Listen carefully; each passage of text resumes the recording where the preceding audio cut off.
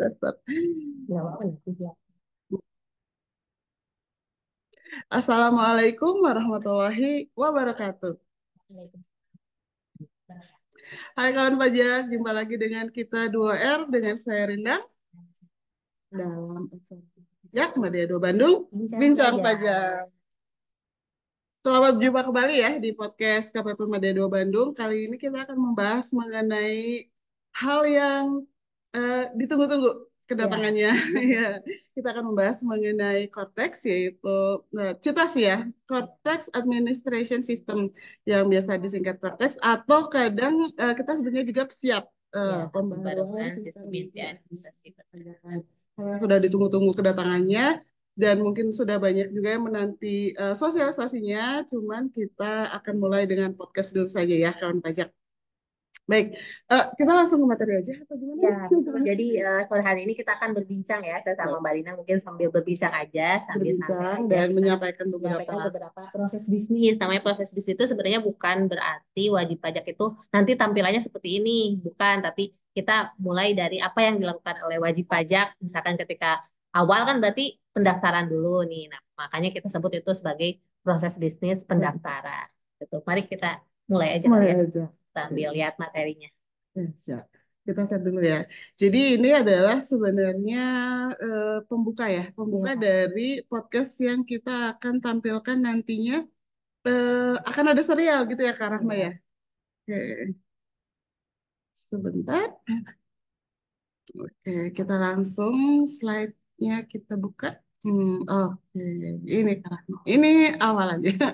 Kita mulai dengan tampilan ini kenapa? Karena kita mau ngeliatin tuh yang bagian SID Pesiap 459. Jadi kawan pajak sekalian, misalnya kawan pajak ingin mengetahui lebih lanjut atau lebih awal nih pengen belajar lebih awal dibandingkan serial podcast yang nantinya akan bertahap gitu kan, silakan cek di SID Pesiap 459 itu yang sudah kita siapkan untuk kawan pajak semua. Baik, langsung aja kita mulai presentasinya. Oke, silakan. Oke, jadi konteks ini adalah sistem inti administrasi perpajakan yang sedang dikembangkan ya oleh DJP. Ini sudah berlangsung beberapa tahun Tahun kebelakang ya betul. disiapkan dan implementasinya ini tinggal menunggu arahan pimpinan ya. Sebentar lagi, insya Allah ya. Kemudian pengembangan konteks ini merupakan bagian dari proyek pembaharuan sistem inti administrasi perpajakan yang diatur di Peraturan Pemerintah, Peraturan Presiden Nomor 40 Tahun 2018. Nah, pembaharuan PSIAP ini merupakan rancang ulang semua proses bisnis yang ada di DJP gitu ya, dari mulai awal sampai dari sisi wajib pajaknya maupun dari sisi fiskusnya gitu ya. Tujuannya apa? Jadi tujuannya ini adalah untuk memodernisasi sistem administrasi perpajakan yang ada saat ini ya. Jadi konteks ini akan mengintegrasikan seluruh proses bisnis mulai dari pendaftaran wajib pajak, kemudian pelaporan, pembayaran, pemeriksaan sampai penagihan seperti itu kan. Yang sebelumnya mungkin kita tahu beberapa aplikasi banyak banget ya di kita itu Ya, nantinya insya Allah akan menjadi satu aplikasi saja. Kemudian proses bisnis yang dirancang ulang atau diredesain ini ada 21 proses bisnis. Nah, kita akan nanti kupas satu persatu dan mungkin yang terdampak dengan WP yaitu tadi hanya ada ada sekitar 5 lima. ya gitu ya.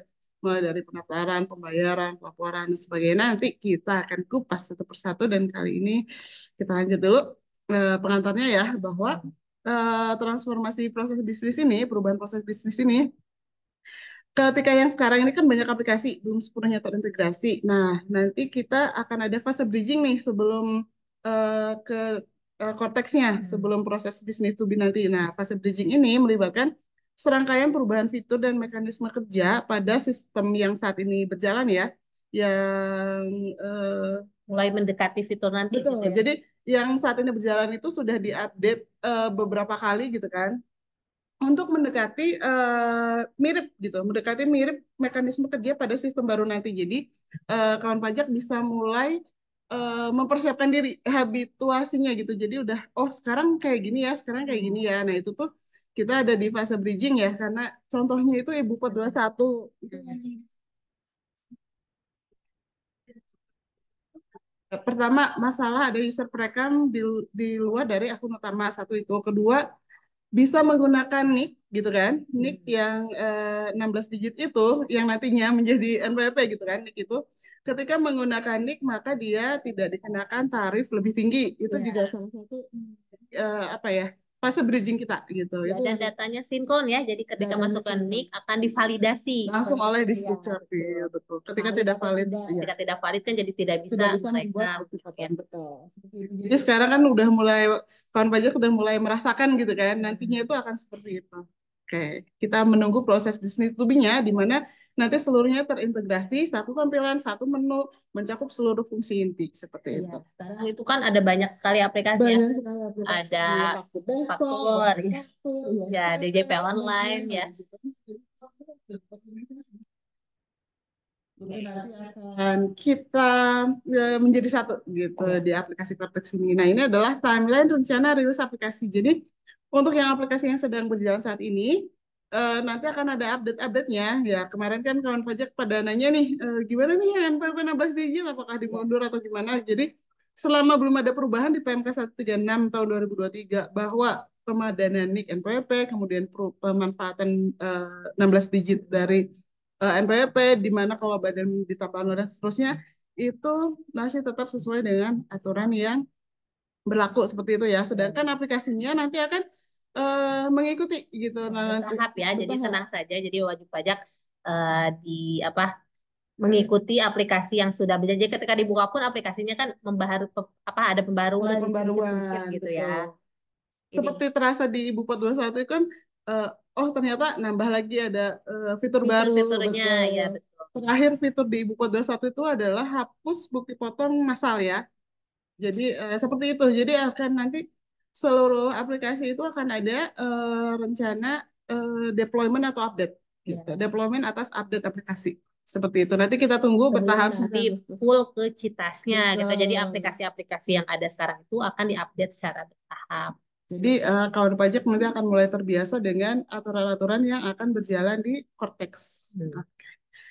Nah, kita akan masuk sekarang ke, kita akan mengenal dulu gitu, akan mengenal proses bisnis registrasi yang akan ada di Cortex nanti, di Citas atau Siap, apapun itu kawan pajak menyebutnya ya. Iya. Nah, sebagai disclaimer, informasi yang akan disampaikan pada PPT ini dapat berubah ya, sesuai Iya. dengan perkembangan mengenai seluruh aplikasi ini dan proses pengembangan sistem yang akan terjadi. Ya, sekarang kalau perlu wajib pajak tahu bahwa sekarang prosesnya itu sedang dalam tahap pengujian ya. Jadi Betul. pengujian. Jadi Testing. kemungkinan ada perubahan mungkin gitu, mungkin ada Bisa. perubahan. Bisa jadi. Oke, apa nih yang berubah? Kita pertama dulu, silakan Kak. Oke, yang berubah yang pertama yang sudah digaungkan dari tahun Tahun lalu ya, tahun 2022 2024 bahkan ya. kan ya.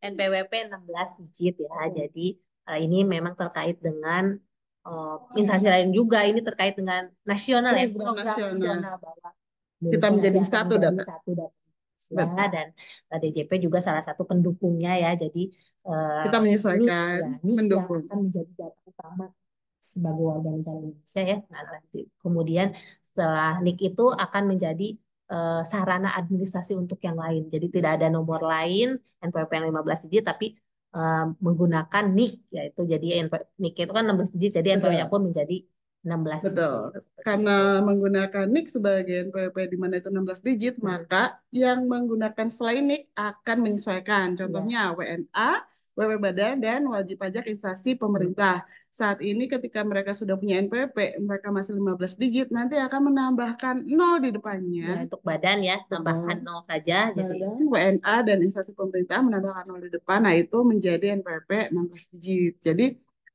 tidak perlu sulit ya. Kebetulan kalau misalnya di luar dari NIK itu cukup seperti itu. Yang mungkin akan PR ketika eh, OP gitu. OP di mana OP harus NIK ini harus valid nah, itu gitu. juga memang untuk sekalian memperbaiki data ya. Jadi ketika Betul. memang Tujuannya di kita situ. tidak betul di Dukcapil ya, kalian memang harus dibetulkan gitu ya, divalidasi supaya oh iya benar saya penduduk Indonesia, valid Yes. penduduk Indonesia. Sekalian juga buat mensinkronkan dengan data di Dukcapil seperti itu. Nah, tujuannya apa? Semua ini untuk memudahkan wajib pajak karena tidak perlu menyimpan beberapa nomor. Pertama itu, kedua memudahkan integrasi nantinya dengan antara data perpajakan dengan data pihak ketiga lainnya, di Ya. mana nanti kita akan ujung-ujungnya memang pengennya semua data terintegrasi. Kemudian lagi meningkatkan kualitas layanan yang diberikan oleh DJP, seperti itu. Ya. Oke, selanjutnya untuk ada namanya NIPKU ya, ini untuk NPWP cabang. Jadi untuk wajib pajak misalkan nih yang punya usaha berbeda, ada beberapa cabang ya, mau orang pribadi maupun perusahaan. Nah, kan sekarang NPWP-nya itu yang cabang punya Existing gitu ya. eksis itu NPWP-nya itu beda ya, 15 digit cabang gitu. Kodenya Iya, biasanya beda. nomor satu, Ya, nomor dua, betul. gitu kan. Nah, untuk berikutnya, untuk NPWP cabang ini akan menggunakan namanya NITKU, nomor identitas tempat kegiatan usaha. Nah, ini untuk create dari NITKU ini otomatis by system ya. Kalau By misalkan system, betul. by system ketika sudah ada NPWP-nya dulunya, maka akan sudah apa sistem kita akan menyebutkan NITKU-nya sekian gitu. Sekian, Jadi sekian. nanti Betul. ketika misalkan ada baru, maka itu pun akan terkreat secara sistem nomornya nomor keberapa. Betul. Jadi kalau misalnya ingin tahu sebenarnya cabang saya yang ketiga ini nitkunya berapa gitu Hmm. kan, sebenarnya Sudah kita ditampilkan sudah ada gitu, ya. sudah bisa dicek. Nah, kemudian ketika akan mendaftar baru nih untuk buka cabang baru nih misalnya nanti ketika ada surat keterangan terdaftar di situ juga udah langsung ada NPWP 15 digitnya, NPWP pusatnya, NPWP cabangnya sama nitkunya seperti itu. Ini fase bridging ketika nanti kemudian berikutnya mah nitku langsung gitu ya. Tapi Ya. di surat kemarin gitu kan yang sebelumnya itu pasti diberikan NPP cabangnya lalu netconya Ya, gitu. untuk yang selama ini yang sebelum Sama ini sebelum implementasi nanti full ya. implementasi full Ini ketika tujuannya itu kan untuk menyederhanakan administrasi perpajakan ataupun aktivitas tunggal. Jadi hak kewajibannya nanti yang lapor hanya pusat saja betul gitu ya. Kalau masalah bukti potong atau faktur bisa sih diterbitkan cabang, tapi untuk hak pelaporan laporan dan ke kewajibannya sebagainya jadi menggunakan satu identitas saja. Jadi kan gitu laporan keuangan pun kan satu ya untuk satu betul perusahaan meskipun cabangnya berbeda kan disatukan gitu. Makanya untuk administrasinya pun dan pelaporan juga bisa disatukan. gitu. Mungkin kalau misalnya yang udah ngebayangin yang sudah terjadi sekarang bisa kebayangnya yang Ibu 421 yang tadi sempat disebut ya. Ketika nanti ada user perekam, di mana yang merekam itu mungkin ada beberapa cabang merekam, jadi user perekamnya ada banyak gitu kan. Tapi nanti lapornya tetap di akun utama, seperti itu. Kebayangnya kurang lebihnya seperti itu. Oke, nah mengenai pengaturan ulang kata sandi. Nah, nanti di proses bisnis registrasi ada perubahan mengenai ketika kita akan reset password ya, kawan pajak. Jadi kalau misalnya kondisi existing saat ini ketika kita lupa password atau kita pertama kali itu kan membutuhkan EVIN ya. Nah, nanti kondisi di masa depan kita sudah tidak perlu menggunakan EVIN. Hanya saja kita harus punya pertama NPWP yang valid yaitu NIK kalau misalnya orang pribadi, kemudian email yang valid sama nomor handphone yang valid seperti itu. Ada verifikasi ya. Verifikasinya berarti Betul, nanti lewat verifikasinya harus email sama lewat handphone. handphone ya. Ya, betul. Oke. Oke, untuk tujuannya kita tekankan lagi bahwa tujuan dari Baik, rancang baik. ulang desain proses bisnis legislasi ini adalah untuk pendaftaran ya, pendaftaran pemutakhiran, penghapusan dan perubahan status wajib pajak serta menyediakan data atau profil wajib pajak yang lengkap, akurat dan mutakhir gitu. Karena kan tantangan saat ini adalah adanya keterbatasan sistem dalam melakukan validasi. Jadi ya itu ketika orang daftar NPWP kadang-kadang nicknya itu sebenarnya tidak valid gitu ya. Jadi seorang Sebelumnya gitu sebelumnya ya. kadang-kadang jadinya satu orang tuh bisa punya dua NPWP seperti itu. Padahal kan harusnya satu orang satu NPWP, satu orang satu nick gitu kan. Kemudian saluran pendaftaran wajib pajak juga terbatas. Nah, saat ini kan hanya Urut aja. IREG aja gitu ya, IREG online. Kemudian proses bisnis registrasi belum seluruhnya terintegrasi dan integritas data wajib pajak dalam sistem kita itu belum optimal. Betul. Jadi kan kalau saat yang existing ini, kalau misalnya mau perubahan data, harus KPT terdaftar. Kalau mau ini, harus KPT terdaftar seperti itu ya. Ya, Jadi memang agak terbatas gitu. Kalau ya. nantinya mah, kita akan lihat ya. Kita bahas dulu manfaatnya. Jadi manfaat redesign dari proses bisnis registrasi itu membantu wajib pajak patuh melalui peningkatan kemudahan untuk melakukan proses registrasinya. Jadi pendaftarannya, perubahan datanya, update setiap kali ada berubah itu, nantinya itu akan lebih mudah di akun masing-masing di portal. Jadi kalau sekarang kan kadang ada keterbatasan di DJP online-nya ya, misal yang bisa diubah hanya misal KLU-nya saja atau misalnya bagian Email sama HP emailnya sejauh gitu ini ya, ya. email sama HP aja. Kalau nanti akan ada banyak. Nah, kita yang bisa akan di apa saja sih gitu yang nanti proses bisnis to be-nya gitu, apa saja yang bisa dirubah, apa saja yang bisa dilakukan gitu kan. Kemudian yang kedua penggunaan NIK sebagai NPWP-OP. Nah, ini memberikan kesederhanaan administrasi bagi wajib pajak dan meningkatkan integrasi data dan pihak ketiga. Ketika pihak ketiga hanya menyediakan data NIK, karena kita sudah NPWP-nya sudah NIK juga, jadi akan klop, akan matching gitu, akan terintegrasi. Ini menjadikan yang ketiga yaitu validitas dan integrasi data itu menjadi lebih lengkap, akurat, dan mutakhir. Dengan adanya satu NPWP untuk satu entitas, baik pusat maupun cabang, memudahkan administrasi perpajakan dan pengawasan yang lebih komprehensif, sekaligus memungkinkan pemusatan pelaporan dan pembayaran. Jadi tidak ada lagi pelaporan di cabang gitu kan, nanti akan hanya ada satu pelaporan di NPWP pusat. pusat. Seperti itu. Selebihnya lagi adalah memudahkan wajib pajak berinteraksi dengan sistem DJP. Jadi secara sistem itu nanti akan langsung real time. Jadi menggunakan single digital access. Jadi apa yang dibuka oleh wajib pajak itu sistem yang datanya itu sama dengan di Fiskus gitu. Jadi kalau sekarang kan kita punya di di petugas pajak sendiri Iya. datanya itu mungkin di sini belum update, di sini sudah update. Nah, kalau nanti kita udah langsung nge-link dengan updatean dari wajib pajak. Nah, ini adalah gambaran fitur terbatasnya Ya, DJP digital. online ya kita bisa lihat di sini di profil wajib pajak kan hanya bisa melihat SPT apa Proses singkatnya. profil singkatnya. Jadi kan cuma ada mungkin AR-nya ada, data KLU, data kewajiban perpajakan, tapi kan kita bisa tidak bisa melihat misalkan data tunggakan ada nggak gitu ya. Betul. Kemudian apakah ada data pembayaran pajaknya nggak Udah, ada kan? iya Rekap betul. saya udah bayar apa aja Udah ya apa lupa aja, gitu. betul. Nah, Belum nanti ada. akan ada Di seperti sini itu. baru bayar SPT gitu. Nah, ini adalah sekilas apa tampilan aplikasi itu ya, tapi kita nggak tahu apakah nanti tampilannya akan tetap seperti ini. Cuman kurang lebihnya seperti ini. Ide adalah cita Bagian portal depannya ini, ya, betul, text yang di file. atasnya. Wow. Ini taxpayer portal, dia saat ini yang digunakan untuk uji coba, ya, tentu di Bahasanya bisa dua ya, kayaknya nih bisa bahasa Inggris atau bahasa Indonesia betul. gitu ya.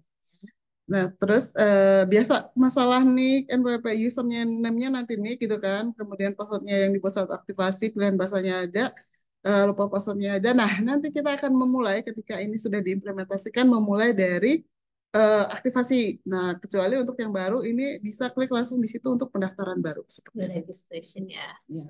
Nah, nanti aplikasi Citas ini, gitu kan, Cortex ini, dia akan terintegrasi, yaitu menyajikan data yang all in untuk informasi wajib pajak. Mulai dari yang tadi Kak Rahma bilang, tunggakannya ada, pembayaran yang sudah dilakukannya bisa dilihat, kemudian kalau misalnya mau mengajukan pendahuluan juga lebih mudah, dan sebagainya. Itu semua tampilannya, datanya, dan segala informasi wajib pajak menjadi Ada di satu. portal Itu itu ya. sangat komprehensif ya. Ya, dia itu andal, memberikan informasi perpajakan yang relevan dan dapat diakses dengan mudah. Kemudian dia itu real time juga. Nah, kemudahan aksesnya juga ada layanan perpajakan yang akan ada di sana gitu. Beda dengan yang di Jepang sekarang, layanan perpajakannya akan lebih bermacam-macam fiturnya. Contohnya yang kita dapat sepilih nih, yang nanti mungkin akan dibahas di Probis yang pembayaran, itu contohnya mengenai permintaan nomor rekening saat ini kan masih manual ya. Kita minta permintaan nomor rekening, nanti wajib pajak memberikan permintaan nomor rekening. Nah, nanti bisa di aplikasi di satu sistem ini. Iya, Gitu. permintaan ini untuk yang lebih bayar ini ya. Betul, kita Oke, ngomongin misalkan itu. lebih bayar, Contohnya tapi gitu. kan biasanya ini ya Ya, kalau itu masih misalkan manual banget gitu kan ya. Nah, nanti itu akan bisa dilakukan melalui sistem, melalui aplikasi ini. Oke, nah, Probis registrasi ini yang akan kita bahas nantinya. Ruang lingkupnya ya ada 5 mengenai pendaftaran wajib pajak, pengukuhan pengusaha kena pajak, pendaftaran pajak untuk PBB, PBB ini untuk perkebunan, perkebunan, perhutanan, perhutanan P3 kalau ya yang istilahnya. yang Bukan PBB rumah rumah mah itu karena itu udah itu dikelola adalah oleh daerah ya. betul, itu adalah pajak daerah. Ini adalah PBB yang pusat yaitu P3 ya istilahnya biasanya ya. Perkebunan, perhutanan, Kemudian perubahan data dan status wajib pajak sama yang terakhir penghapusan dan pencabutan yaitu masuk di ruang proses lingkup bisnis proses bisnis registrasi. pendaftaran. Ya, registrasi atau Oke. pendaftaran. Oke, nah kita mungkin di serial yang pertama ini kita nggak bahas semua kali ya. Kita Ya, hanya akan sedikit-sedikit ya sedikit-sedikit. supaya Ya, yang penting paham dulu kayak tadi kan kita sudah sampaikan mengenai timeline probation sekarang, lalu kita akan membahas sedikit mengenai pendaftaran wajib pajak. Kita ruang lingkup yang akan kita bahas kali ini adalah pendaftaran wajib pajak. Nah, Oke, untuk pendaftaran wajib pajak ini kan ketika siapa sih yang harus mendaftarkan diri jadi wajib pajak. Jadi ketika NIK jadi NPWP jadi tidak serta-merta yang punya NIK yang punya NIK adalah udah adalah jadi NPP ya gitu ya. itu kan Kak, bayi baru lahir emang punya NIK memang betul, tapi kan ketika untuk kewajiban perpajakan tetap ada aturan subjek melihat subjek objeknya gitu. Betul. Subjeknya sudah ada tapi objeknya sudah ada belum? Objeknya itu adalah penghasilannya gitu ya. Jadi kalau subjeknya itu adalah wajib pajak orang pribadi, kemudian warisan yang belum terbagi itu kan masuk Betul. subjek pajak ya. Kemudian ada wajib pajak badan itu perusahaan. Kemudian wajib pajak instansi pemerintah. Kalau dibagi klasifikasinya seperti itu ya. Ada tiga ya. Ada tiga. Nah, untuk pendaftaran wajib pajak orang pribadi, ini baik WNI atau WNA yang merupakan penduduk Indonesia yang sudah memiliki NIK dan telah tervalidasi pada sistem di Dukcapil ya, atau Ditjen Kependudukan dan Catatan Sipil. Nah, ini di bawahnya Kementerian Dalam Negeri ya kalau nggak salah. Nah, selama itu punya NIK atau WNA yang memiliki paspor dan kartu izin tinggal dan telah tervalidasi pada Direktorat Jenderal Imigrasi gitu. Jadi ada dua ya, yang untuk yang punya NIK ke Dukcapil, yang WNA yang punya paspor ke Ditjen Imigrasi. Itu Validasi datanya. validasi datanya nanti akan ke sana. Jadi dapat mendaftarkan diri sebagai wajib pajak melalui portal wajib pajak pertama, kedua melalui kontak center, kemudian bisa melalui pos, bisa melalui jasa ekspedisi atau datang langsung ke KPP mana saja atau melalui saluran PJAP atau ESS dengan mempersiapkan NIK, email, dan nomor telepon seluler atau handphone ya. Seperti itu. Semudah itu. Kemudian pendaftaran wajib pajak ini untuk orang pribadi kan biasanya ada yang sudah berkeluarga nih. Nah, ini untuk istri yang menjalankan hak dan kewajiban bergabung atau tidak terpisah ya dengan suaminya, maka NIK suaminya saja nih yang perlu diaktifasi. Sedangkan untuk NIK istri dan anggota keluarga lainnya silahkan didaftarkan pada kolom profil dan dalam data unit keluarga. Iya, anggota keluarga saja ya. Data unit keluarga. Jadi yang diaktifasinya hanya suaminya saja sebagai NPWP atau kepala keluarga istilahnya ya, itu sebagai NPWP. Sedangkan yang lainnya hanya cukup didaftarkan di data unit keluarga. Berbeda dengan di mana istri menjalankan hak dan kewajiban perpajakan yang terpisah dengan suami. Nah, ketika seperti ini, terpisah seperti ini, maka NIK istri itu perlu diaktifasi sebagai NPWP. Sedangkan pada data unit keluarga di suami, itu nanti istri tetap masuk di sana. Jadi data suami, data istri, dan pihak lain yang menjadi tanggungan, itu masuk ke sana ke data unit keluarga suami. Sedangkan istri hanya satu berisi data istri saja, yaitu TK0. Nah, ini sudah berjalan sekarang ya, yang ini mah. Ketika pemadanan ikan PWP, kawan pajak juga udah mulai udah sering ya kemarin-kemarin bertanya terkait hal ini. Nah, nanti seperti ini. Ini adalah habituasi yang sudah kita eh, jalani sepanjang tahun ini. Kemudian, Oke, untuk pendaftaran wajib pajak berikutnya ya, untuk wajib pajak badan. Nah, ini untuk wajib pajak dengan badan hukum PT, kemudian perseroan terbatas itu ya, kemudian perseroan perseorangan, yayasan, perkumpulan, dan koperasi. Nah, validasi NPWP-nya itu melalui sistem administrasi badan hukum atau SABH, Direktorat Administrasi Hukum Umum atau atau Ditjen Dirjen Aku. AHU. Jadi kan ketika membuat badan hukum, wajib pajak pasti kan akan menghubungi Dirjen AHU dulu dong ya. Betul, Ya, betul. jadi baru setelah mendaftarkan diri ke Dirjen AHU, ketika membuat NPWP, maka Dirjen Nanti pajak validasi. langsung mengambil data dari Dirjen AHU itu. Iya, Gitu di ya. bagian sistem administrasi yang badan hukum. Ya, betul. Gitu. Beda dengan badan usaha. Ya, kalau badan usaha itu di sini dibaginya ada perseroan komanditer, kemudian firma, persekutuan perdata, berdaftarkan diri untuk memperoleh NPWP sudah terintegrasi melalui sistem administrasi badan usaha atau SABU Ditjen AHU. Jadi ada SABH tadi ya untuk Iya, yang badan untuk badan hukum hukum. dan SABU BU untuk badan badan usaha. usaha. Badan firma seperti itu. Nah, kemudian untuk badan lainnya itu melalui portal wajib pajak, kontak center, pos, jasa ekspedisi atau datang langsung ke KPP. Gitu. Jadi pendaftarannya bisa lewat pihak ketiga ya langsung. Betul. Jadi ketika mau bikin usaha wajib pajak itu misalkan PT maka dia ke Ditjen AHU berarti langsung dapat nomor pendaftaran usahanya sama NPWP-nya gitu ya. Oke, jadi lebih mudah ya. Jadi wajib pajak tidak perlu datang lagi ke KPP gitu ya kecuali badan lainnya itu badan lainnya maka datang ke KPP silakan untuk daftar NPWP. Untuk pendaftaran wajib pajak instansi pemerintah, nah ini kan yang disebut instansi pemerintah itu adalah instansi pemerintah pusat, pemerintah daerah, dan instansi pemerintah Yes. desa yang melaksanakan kegiatan pemerintahan serta memiliki kewenangan dan tanggung jawab penggunaan anggaran. Jadi biasanya klausul, bukan klausul apa ya?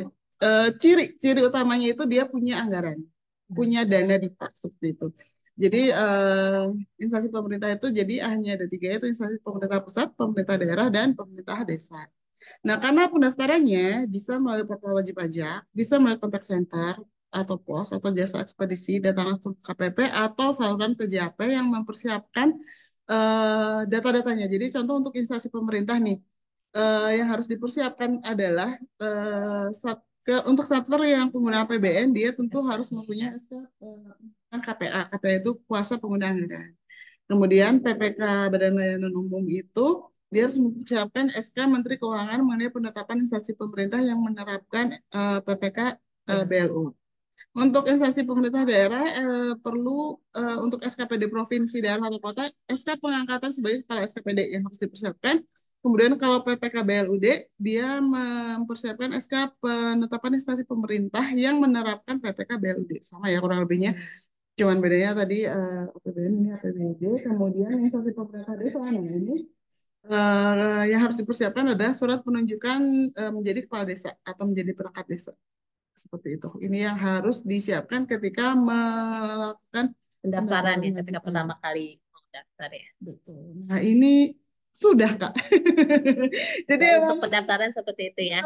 pendaftaran seperti itu kita untuk yang pertama kali podcast ini, serial pertama kita membahas registrasi, proses bisnis Hmm. registrasi sampai sini dulu kawan Oke, jadi pajak. kalau dirangkum itu pendaftarannya nanti itu di ada banyak channel ya Ada kan. banyak channel Kalau misalnya bersama orang berbagi pribadi situ. dia langsung di Citasnya bisa ya kan Bisa. new registration. Kemudian kalau badan dia bisa di tadi Dirjen Ahu ya Betul, sama bisa. ya Dirjen Ahu badan. Kemudian bisa juga ke KPP sih bisa ya. Ya, Ke ini KPP tetap kebuka betul. sih. Kanal pendaftarannya itu sebanyak ini gitu. Ya, Jadi bisa bisa di melalui KPP portal mana saja portal gitu wajib ya. pajak, kontak center, bisa pos, bisa ekspedisi, bisa datang ke KPP. Jadi di mana saat ini hanya bisa melalui online gitu kan, nantinya justru akan lebih diperbanyak gitu kanal-kanal Salurannya ya. saluran itu inti dari proses bisnis pendaftaran. Kemudian kalau kita balik lagi ke yang tadi kita awal banget kita sampaikan bahwa saat ini kita fase bridging, aplikasi-aplikasi yang sekarang berjalan nanti akan diupdate secara otomatis, kemudian nanti Bertahap ya. bertahap, terus kawan pajak akan mulai merasakan proses bisnis yang berubah ketika nanti sudah deploy gitu ya, NPWP 16 digitnya, kemudian pengenaan tarif yang untuk OP yang udah tidak lebih tinggi ketika valid. Kemudian nanti juga next adalah masalah apa tadi yang setelah itu tuh masalah. Nah, yang nitku, yang Oh cabang. itu cabang. Saya mau ngomongin lupa ya masalah cabang. Jadi kan nanti akan mulai kayak kemarin kan sudah ada pemusatan PPN ya yang maksimal 30 Juni. Nah, nanti kan kawan pajak sudah mulai terbiasa nih bahwa cabang itu nitku lapornya sekarang harus di pusat seperti itu. Kemudian kalau ini nanti ya nanti itu aja sih. Jadi yang mungkin kawan pajak rasakan tiga itu ya, Kak Rahman, untuk saat ini. Jadi mulai dari kita akan menuju 16 digit, kita akan mulai bertahap terbiasa 16 digit, kemudian nanti nitku pelaporan cabang juga akan bertahap menuju pelaporan pusat, kemudian kita akan terbiasa dengan penampilan yang berubah. Jadi Iya. kita mulai dari oh kok sekarang kayak gini ya untuk contohnya yang kayak Buku 21 kemarin kan kerasa banget ya mulai dari kita impor awal data gitu kan. Format Excelnya yang awal sama yang kemudian ada update itu kan ada perubahan tuh ketika mulai ada A1-nya. Nah, itu nanti kita akan bertahap belajar untuk Seperti itu cepat maksudnya gitu. update-nya Betul, gitu ya. update-nya seperti Seperti itu itu. bertahapnya kita akan terbiasa untuk lebih aware gitu kan. Dan ini juga yang membuat kita ada di bagian bawah itu kalau kan pajak lihat ada link Tri KPP 459. Ini sebagai penutup dari kami bahwa apapun nanti yang kawan pajak hadapi kita akan membantu, kita akan mendampingi, kita akan bersama-sama karena ini bukan hanya di kawan pajak aja perubahan aplikasinya tapi juga di kami di petugas pajak kita akan bersama-sama eh, menyambut gitu ya, menyambut aplikasi Kotex ini. Apabila kawan pajak ada kesulitan atau misalnya mau ada konsultasi, di link Tri KPP 459 ada saluran kontak center kami yang bisa dihubungi. Atau misalnya sudah hafal di 081 220 226 459 itu WA helpdesk kami. Silakan nanti jangan ragu untuk chat ke Chat. kami ya untuk bertanya ataupun berkonsultasi. Mungkin itu sebagai penutup podcast kali ini. Ya. Ya, oke. Ada lagi mungkin Kak Rahma kesimpulan tambahan? Oke, sudah cukup. Sudah cukup. Oke, siap. Mungkin kita pamit undur diri dari podcast pertama tentang konteks ini ya, tahun pajak. Sebagian Lanjut dari tugas, probis betul. legislasi ya. Sebagian probes registrasi akan dilanjutkan nanti di part 2 dan akan ada probis lain lagi seperti probis pembayaran pajak, probis pelaporan SPT, probis tax Tax akan management. lalu ada juga probis layanan perpajakan yang akan kita sampaikan. Jadi stay tune. Kita akan belajar bersama, kita akan menyambut bersama aplikasi Cortex ini. Oke, sampai jumpa kawan pajak. Pamit undur diri. Assalamualaikum warahmatullahi Dari Glenn ya. wabarakatuh. Pajak web, APBN sehat. Salam.